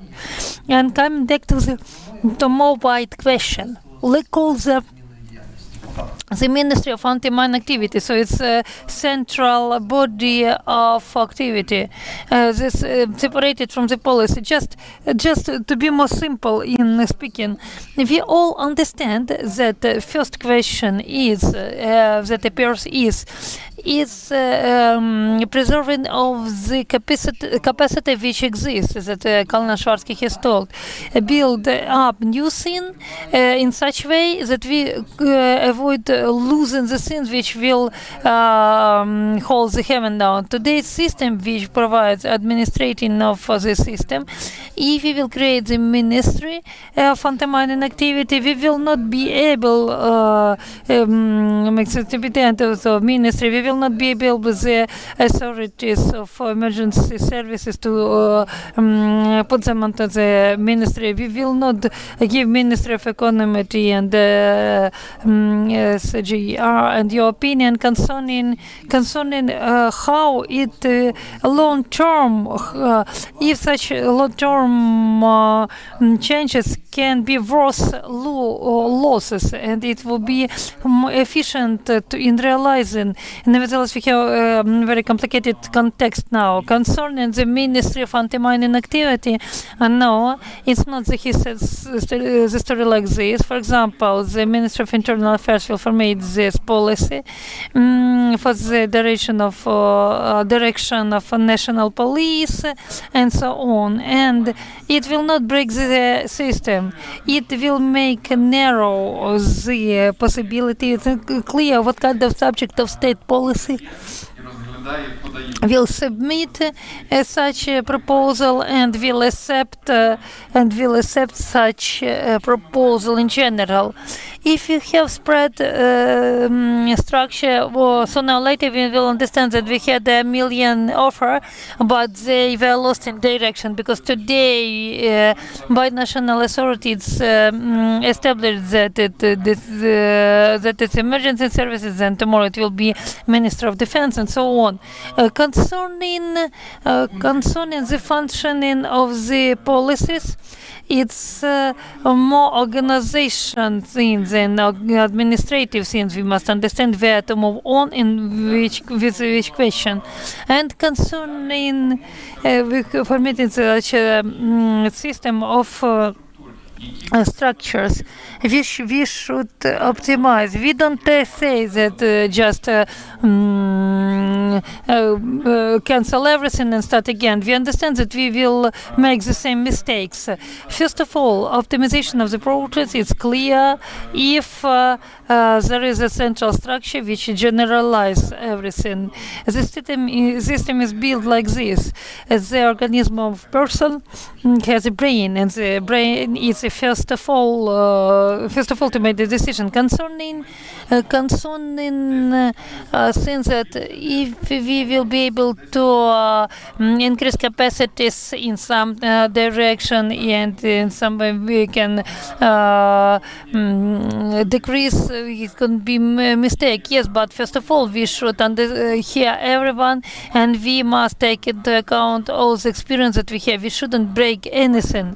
Mrs. Natalia is telling about the problematic of operators, about the necessity of methodological aid. The question, to whom should we address to which central authority which realizes this policy? 13 ministries we have concerning the support. Central of anti-money activity is given in the direct question. So I think that I will take your words and repeat them. So this central executive body needs to define the policy. They will not provide some methodical assistance, and in any case we need to get back to them. But in no way does it support your statement about following the state policy. Well, I'll give a very brief comment. So we think that we are ruled by our brains. That's not always the case. And by saying that, I also mean that I want to get back to my initial question. Why? The why of our work. We need to be in dialogue with the communities where this work is being done. Without asking the question why, and without having a clear vision, we won't be able to build a high quality system.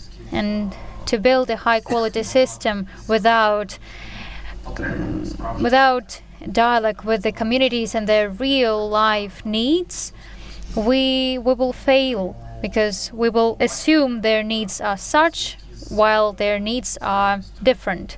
So we need to keep in touch with the reality, and only then can we go about changing things, about changing the status. We need to start with analyzing the existing current situation. It may seem like worthless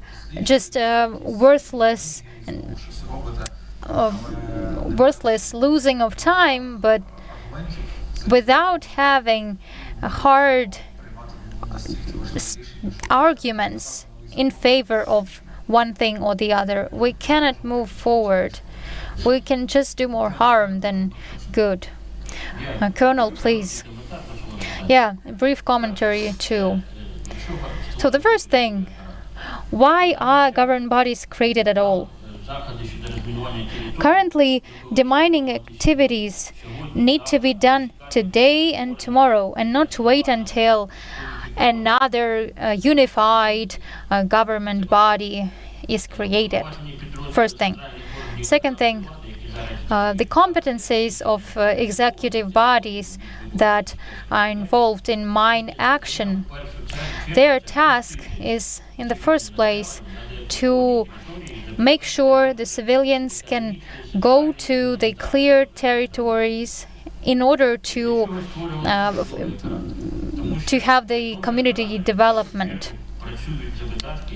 And government bodies are working for the budget which is allocated for them, and they need additional funds. We already, so today of 42 operators, we have just a dozen that are really working, and others are just waiting for some housekeeping issues to be resolved. So the system exists, it's working, we are open to have any discussions in order to improve the system for the better. But again, it can be built in parallel with the actual work. It needs to be really dealt with in earnest while the work is done and the actual mechanisms and institutions are functioning. Thank you for this comment. Dear panelists, any other comments regarding this topic? Because it seems to me that the key thing that we can discuss in this panel, we have discussed it. If not, then feel free to give your comments. So, that matter of not destroying the existing system and creating something from scratch, it's also about sustainability of our relationships with our partners.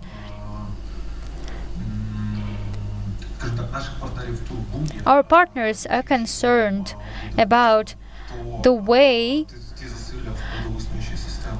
the efforts invested in creating the new facility will be used. Because we have been doing something for these 5 years. We've been spending money, spending resources, building the system. And now, what do we say? We want to destroy it and start from scratch? So besides, and apart from the good judgment, we have responsibility towards the resources, towards our commitments as partners, and preserving this good relationship that we already have with our partners. Thanks, Ihor. I think this is going to be the point that I would like to address to all of you. So changes to the law will be added this year, and this is an enormous amount of work.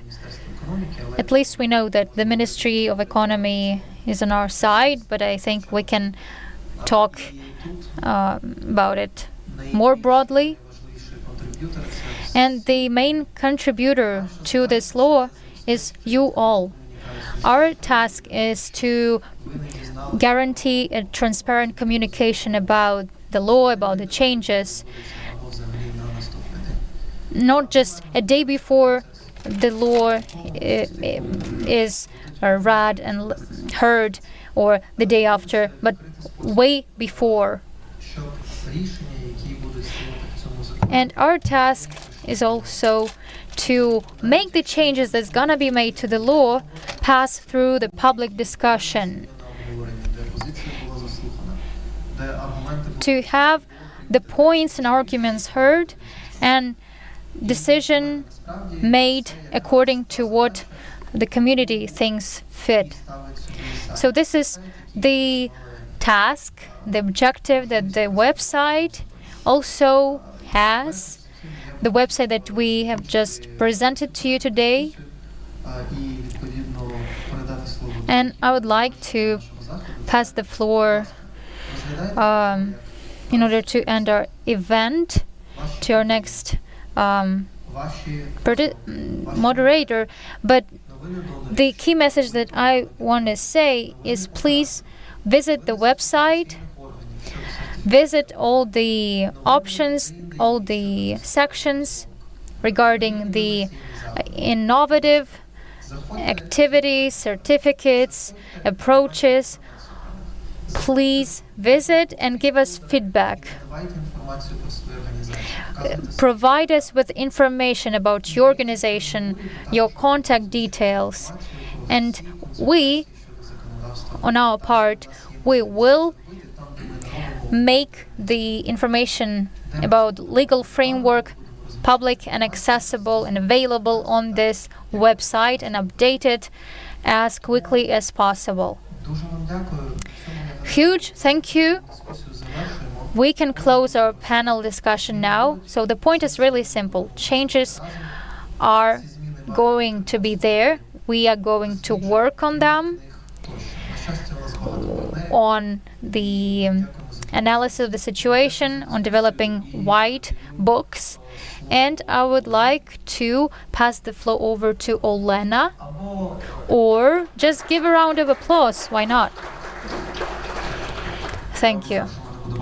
So I promised that you will see much of me today. No presentation now. I will just give you words of thanks, words of gratitude for taking your time and staying here until the end. Thank you to the Ministry of Economy and Ministry of Defense who are here today. Thank you. We're gonna work together on this complicated issue. And see you soon. Just wanted to say something funny, but I didn't think of anything. Thank you. I wanted to thank all of our speakers and participants. We will try to send you photos today in order to share this event in the social media, share awareness, and as Oleg said, take this website as a joint attempt to tackle and work through this issue.